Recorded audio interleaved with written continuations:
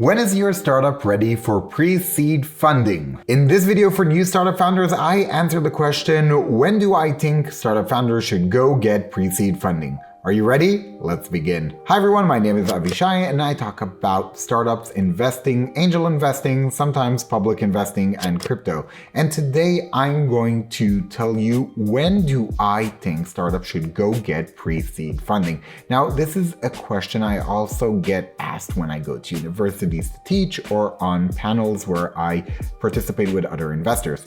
And most of the time my answer is kind of different depending on which room I'm in.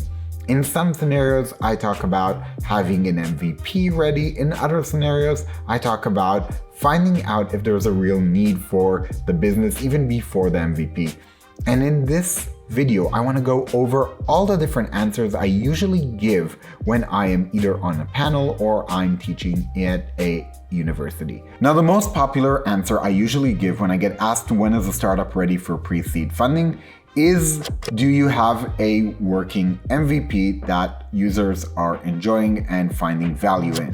For those of you who don't know what an MVP is, it's a minimum viable product. And startup founders should use that minimum viable product to get a feel if their business is viable, if their solution they're building is something that the audience needs. The MVP is a great tool to understand how users will potentially interact with what would be the future final product. And the MVP is a great way to prove to investors that there is a real need for the solution you are building as a startup founder or startup founding team. Now, usually my second answer is related to the first answer. If you have a working MVP, you can sometimes use it to find product market fit. Now, product market fit is potentially the second thing you should have if you're going to raise a pre-seed funding.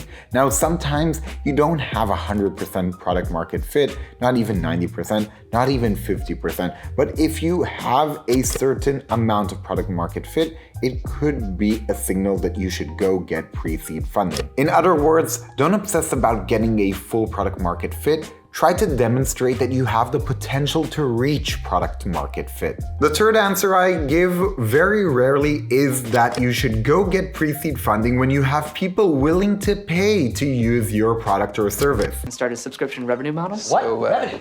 No revenue. I'll call you back. What? Why would you go after revenue? Now, even in the MVP stages, there are startups that are getting paid and managing to generate revenue.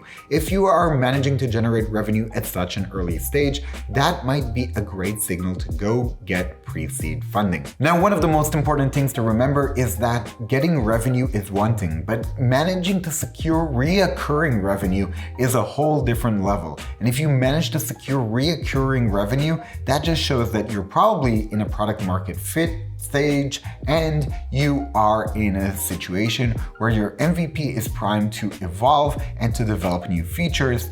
You are in a great situation if you manage to secure reoccurring revenue. An amazing event that can happen that should push you to go get pre-seed funding is if you have more demand than supply, if you have more customers than you can handle.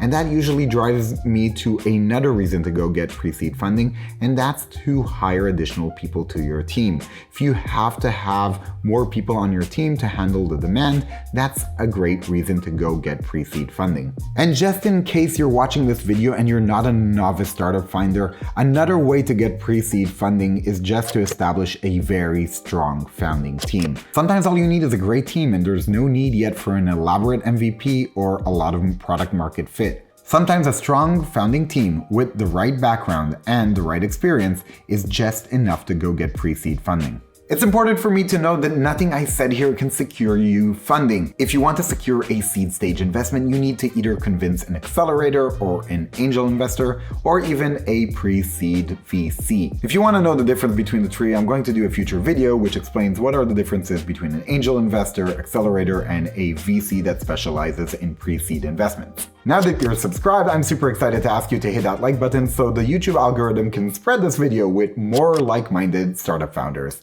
Thanks for watching, see you next time.